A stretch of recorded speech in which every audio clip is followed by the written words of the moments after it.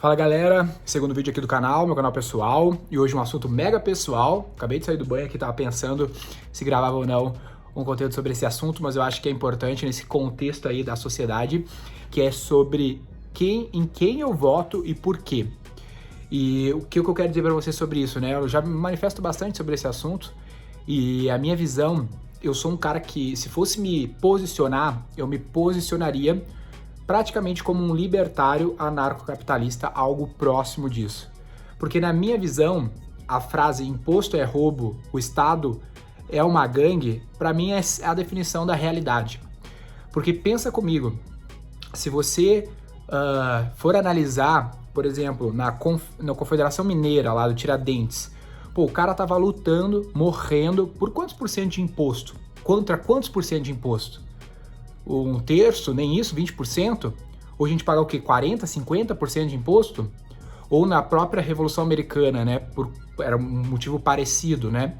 Até a própria bandeira do anarcocapitalismo se refere àquele momento no qual eles queriam se libertar da coroa britânica para não pagar aquele imposto, que hoje é o quê? 30%, 40%.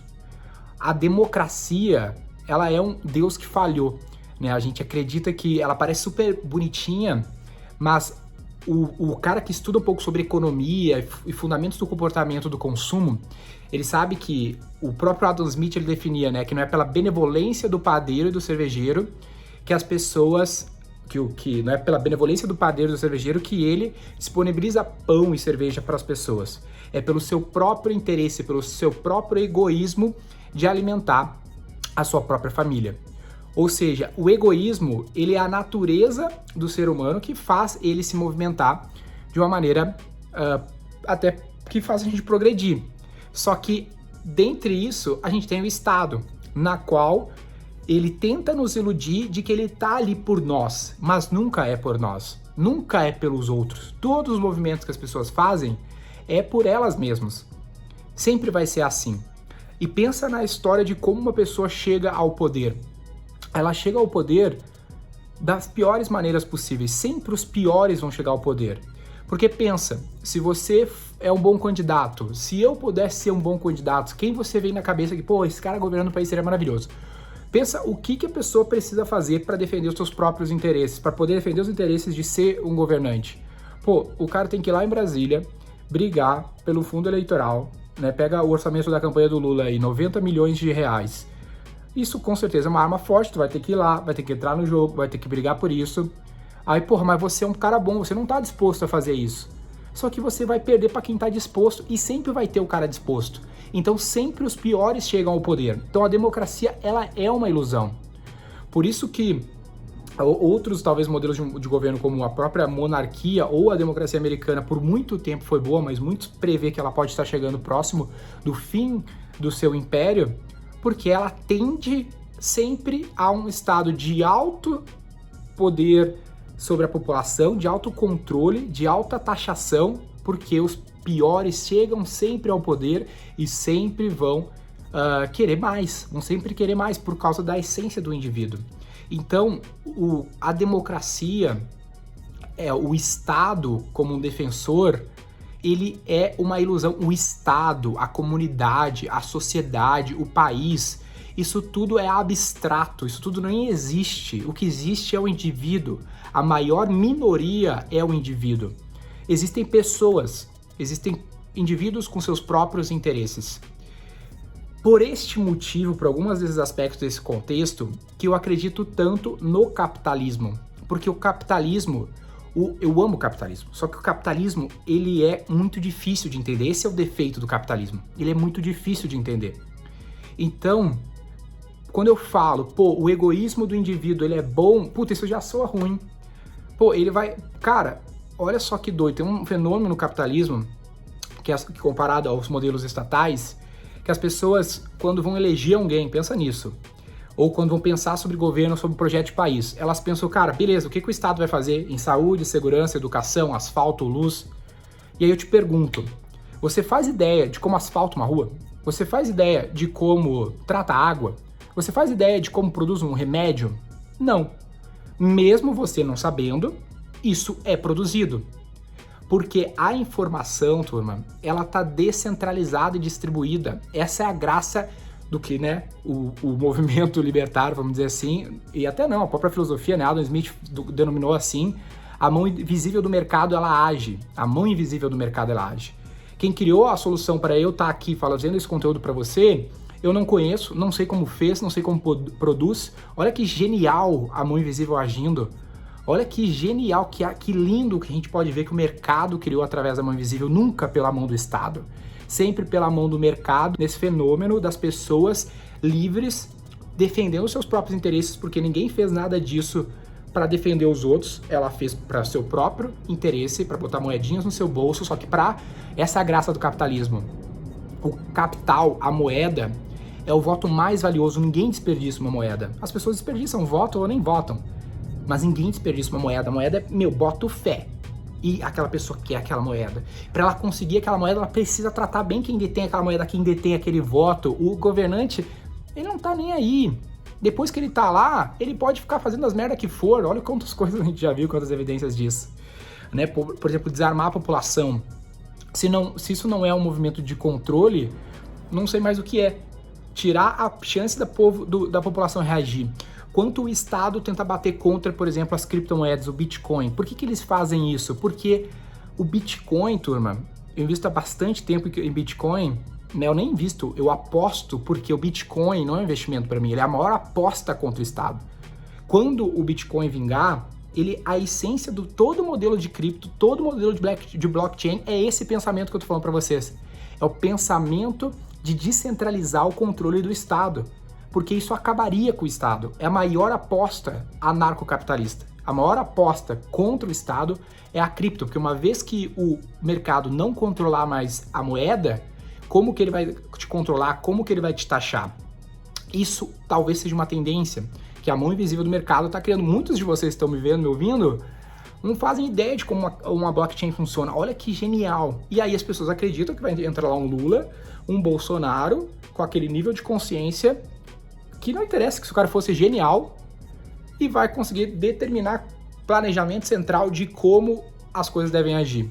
Se você, que é mega inteligente, talvez graduado, ou próximo disso ou não, você não faz ideia, tanto quanto eu, como 99% das coisas no mundo ocorrem, como que tu vai deter o poder na mão de uma pessoa? Olha na empresa que você trabalha, a empresa que você gerencia. Se uma pessoa quiser ditar o planejamento central de toda a companhia, o que vai acontecer com ela? Uma boa companhia, a gente cada vez mais observa isso, ela é descentralizada.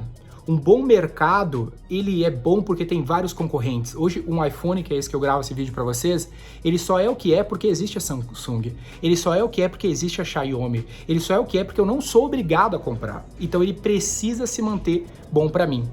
Por esse motivo, não é nem por um e nem por outro, porque não há uma resposta. A resposta é lutar contra. A melhor forma de se fazer isso é, por exemplo, empreendendo. O melhor caminho para transformar a saúde, a segurança e a educação é você empreender nessas respectivas áreas.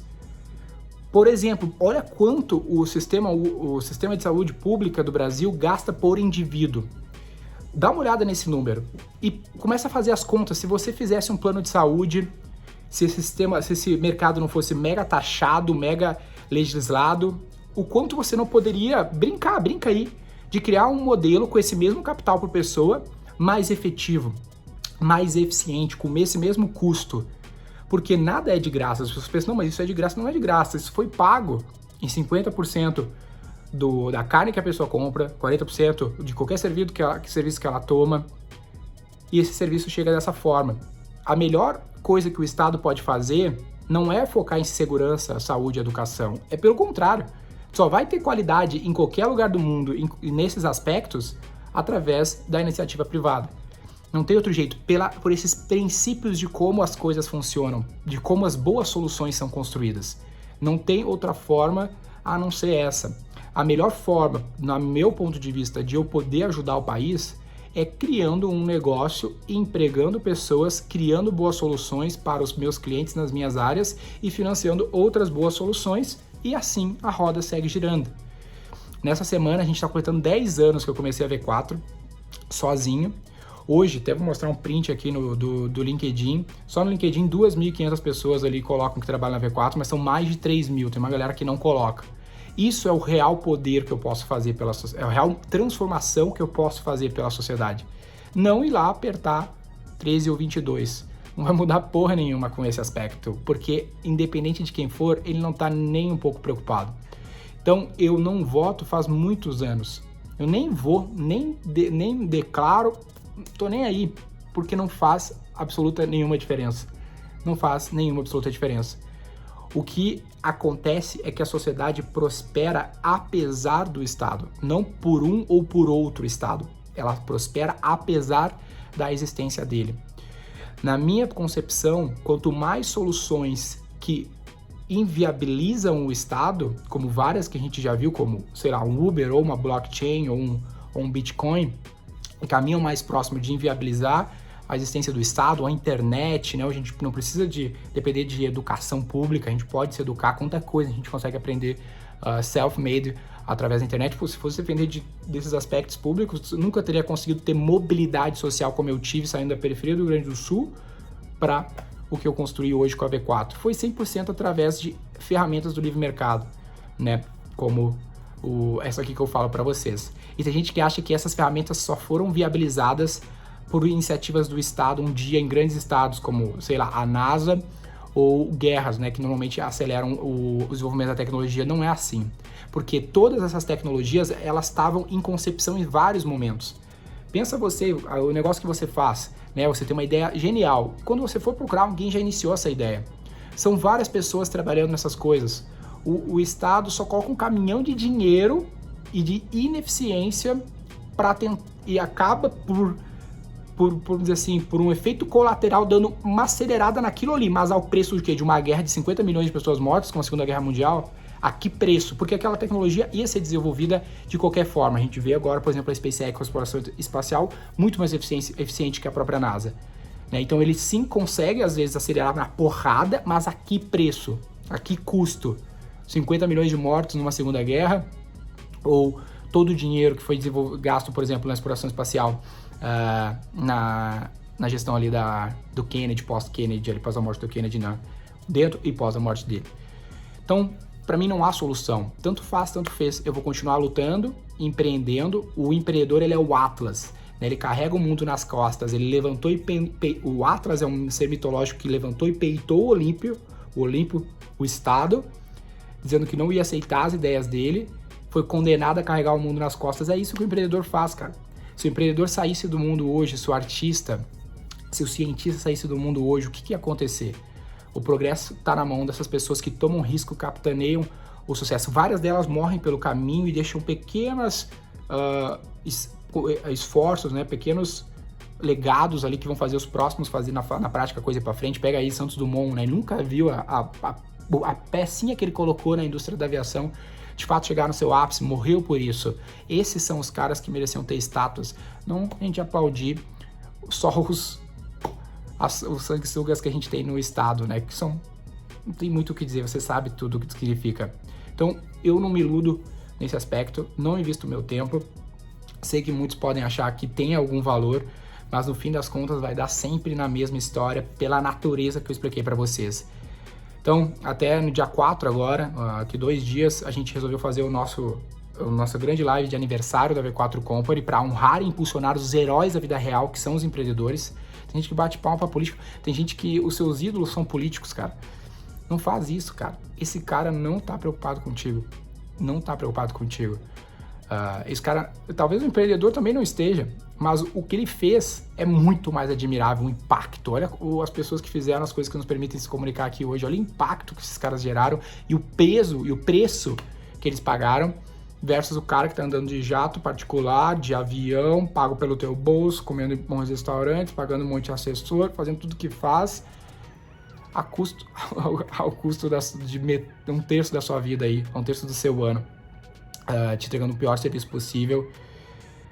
É complicado, né? Não, pra mim não tem nenhum motivo que me faça querer ir lá apertar qualquer botão numa maquininha super desatualizada, by the way.